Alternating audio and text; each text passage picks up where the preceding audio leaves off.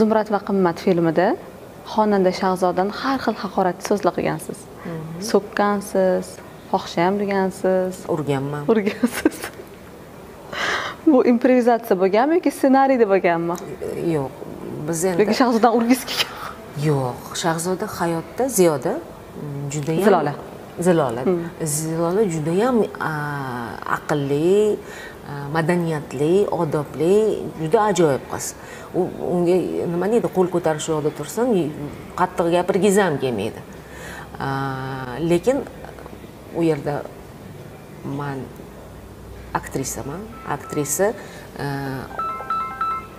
kimnidir topshirig'ini bajaradigan inson. Rejissyor shunaqa topshiriq bergan, rejissyor topshirig'ini bajarasiz, shu yerda urasan deydi, urasiz. Bunda olib, bunda otib yuborasan deydi, bunda olib, bunda itarib yuborasiz. Bu nima deydi, topshiriq, zadach. Biz uni shuni bajarganmiz xolos. Zilolaga shu yerda yig'laysan deydi, yig'laydi. O'tda o'zingiz xohlagancha anaqa qila olmaysiz. To'g'ri. Film juda ham ancha yil oldin olingan.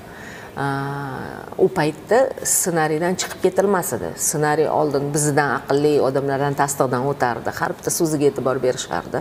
Ortiqcha so'zlarni, senzurniy so'zlarni olib tashishardi.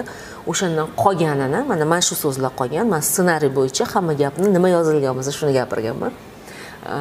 Yo'q, unaqa ortiqcha o'zingdan qo'shib yoki o'zingdan ortiqcha xatti-harakat qilib improvizatsiya qilmagin ishni. Yo'q. Xorijga borish va qaytish uchun sizlarga arzon va ishonchli avtoservis xizmatlarini taklif etamiz.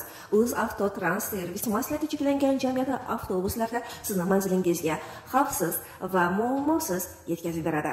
Siz uchun barcha qulayliklar, yumshoq o'rindiqlar, konditsioner va yoritish lampalari ham bor. Murojaat uchun 8965 172 0909 8965 172 0808 raqamlariga hoziroq murojaat qilib, bilet zakaz qilishingiz mumkin.